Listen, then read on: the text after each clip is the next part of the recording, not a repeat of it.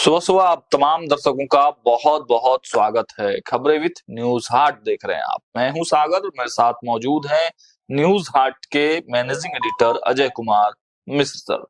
बहुत बहुत स्वागत है सर आपका। धन्यवाद सागर जी।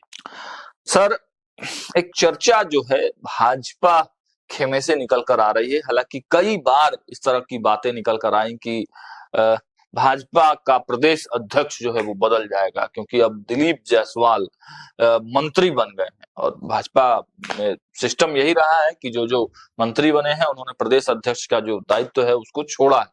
तो इसी वजह से बिहार भाजपा प्रदेश अध्यक्ष बदलने की चर्चाएं तेज हो गई हैं और कहा यह भी जा रहा है सर कि उत्तर प्रदेश में जैसे ही प्रदेश अध्यक्ष का चुनाव होगा उसके बाद अब नंबर बिहार भाजपा का ही है और कई नामों की चर्चाएं हो रही हैं। क्या लगता है, क्या आपके पास अपडेट है कि कौन कौन वो चेहरे हैं जो बिहार भाजपा को लीड कर सकते हैं और किनके नामों की चर्चा है? देखिए, उत्तर प्रदेश में भी बहुत दिनों से चल रहा था कि अब बनेंगे प्रदेश अध्यक्ष तब बनेंगे प्रदेश तब बनेंगे, लेकिन अब वह घड़ी नजदीक आ गई, बहुत नजदीक आ गई। बिल्कुल बिल्कुल। कल जो है नामांकन होगा।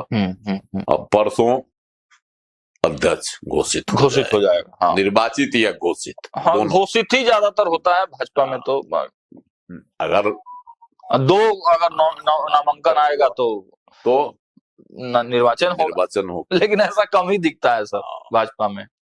पीयूष गोयल को बनाया गया है प्रभारी बनाया गया है। हाँ।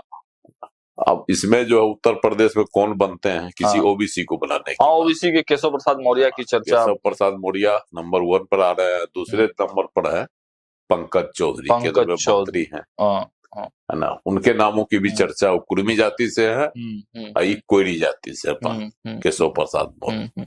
तो किसी ओबीसी को ही बनाने की बातें हो रही है। इसे सांसद है निरंजन ज्योति, उनके भी नाम की चर्चा। निषाद समाज से हैं, अतिपिता समाज से हैं, तो उनके नाम की भी चर्चा है। महिला है, लेकिन हमको नहीं लगता है कि उन पर ज्यादा सहमति होगी। देखिए, क्योंकि देखिए उन पर सवाल इसलिए है कि निरंजन ज्योति के नाम पर पार्टी में सहमति नहीं बन पाएगी। अच्छा।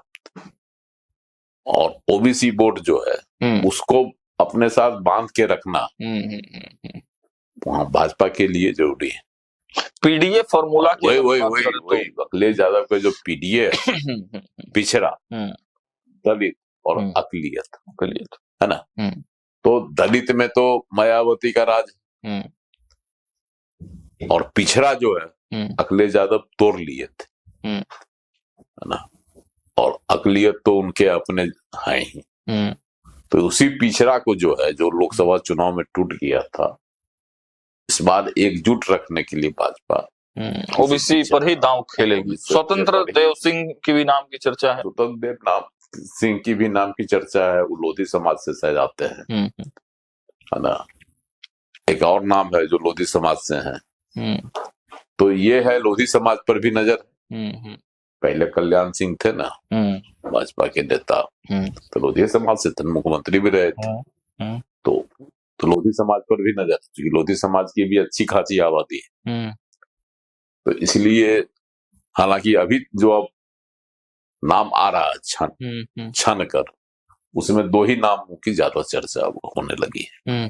देखिए दोनों में से कौन, केशव प्रसाद मौर्य और पंकज चौधरी। अब वहां के बाद बिहार की हो, बिहार की बारी है। क्योंकि बिहार में भी अभी जो है प्रदेश अध्यक्ष दिलीप जायसवाल, वह बन गए मंत्री बन गए, उद्योग मंत्री हैं। बड़ी जवाबदेही है। तो जो उद्योगों का जाल बिछाने के लिए भी एकदम तत्पर है। जैसे लग रहा है कि सही में बिहार का जो है औद्योगिक मानचित्र बदलेगा। हाँ। तो उनका चल रहा है अपना। और भाजपा का सिद्धांत है एक पद एक व्यक्ति। तो मंत्री बन गए दिलीप जायसवाल, तो प्रदेश अध्यक्ष की अब तलाश शुरू हो गई। हाँ। उत्तर प्रदेश के बाद अब बिहार की ही बारी होगी। सम्राट चौधरी ने भी छोड़ा था। हाँ। अब देखिए एक बात बिहार में है कि बिहार में पिछड़ा, उसको भी अच्छी जो है संख्या में मंत्री परिषद में जगह मिल गया। हाँ, पिछड़ा पर भी नजर भाजपा की है, क्योंकि भाई नीतीश कुमार के वोटरों को अट्रैक्ट करना है। सवर्ण में अगर आप जाइए, सवर्णों पर तो भी सवर्ण में भी जो है राजपूत और भूमिहार को जगह मिल गई है। हाँ, ब्राह्मणों की, लेकिन ब्राह्मणों को सर एक ही मंत्री मिला है। तो ब्राह्मण के एक ही मंत्री बने हैं, मंगल पांडे। तो अब देखना है कि ब्राह्मणों का कोटा भी खाली है। ब्राह्मणों का कोटा खाली है। अब इसमें से किसी को भी मंत्री नहीं बनाया गया।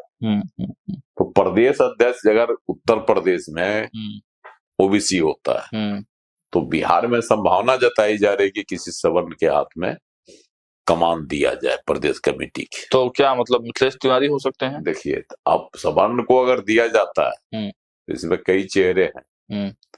यहाँ तो या तो ओबीसी को बनाया जाता है, उसमें भी यादव को प्रमुखता अभी तक देते रहा गया है, तो यादव भी मंत्री हैं। ठीक है। हाँ, लेकिन एक हाँ सर बताइए। अब इस बार सवर्णों के पर दांव खेला जा सकता है, दांव खेलने की संभावना। तो सर नाम आपके जहन में कौन कौन है? नीतीश मिश्रा, मिथिलेश तिवारी, मंगल पांडे तो मंत्री ही है, अश्वनी चौबे तो नहीं है बनेंगे। हमको लगता है इसमें से मिथिलेश तिवारी या नीतीश मिश्रा, यही दोनों का नाम, दोनों का संभावना पर लोग बात कर रहे हैं। क्या किसी महामंत्री को या मंत्री को उठा के ले जाया जा सकता है नीचे से?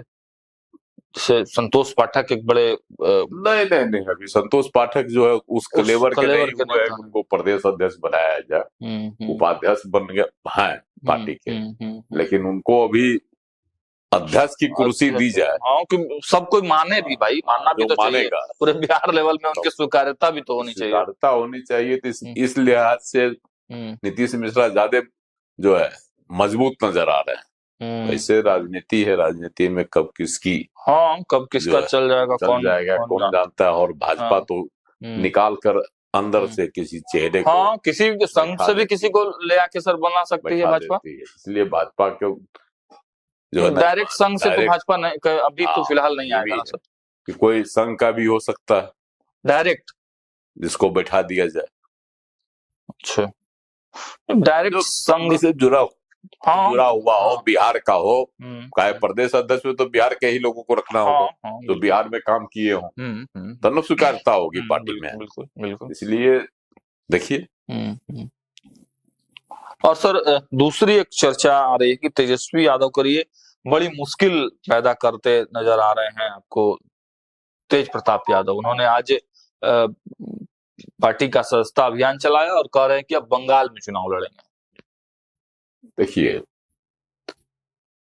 तेज प्रताप यादव जो है राजनीति में आए हैं, है ना, ठौर तलाश रहे हैं, बिना ठौर के हो गए, न हुआ एमएलए का चुनाव जीत सके हैं।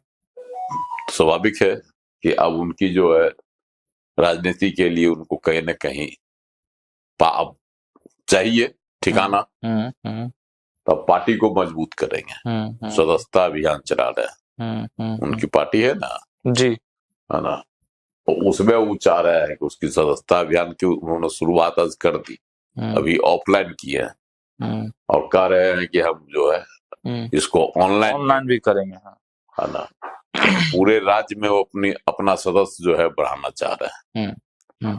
लेकिन बिहार में चुनाव लड़े थे, विधानसभा चुनाव, खुद तो हार ही गए महुआ से। वोट हालांकि लाए 35,000 के लगभग वोट उनको मिला, लेकिन तीसरे नंबर पर चले गए। पहला नंबर पर तो लोजपा हार के रहे संजय कुमार सिंह, जीत भी गए, मंत्री भी बने हुए हैं। और दूसरे स्थान पर रहा राजद के पूर्व विधायक मुकेश रोशन, राजद के पूर्व विधायक मुकेश रोशन। और तीसरे नंबर पर रहे तेज प्रताप यादव।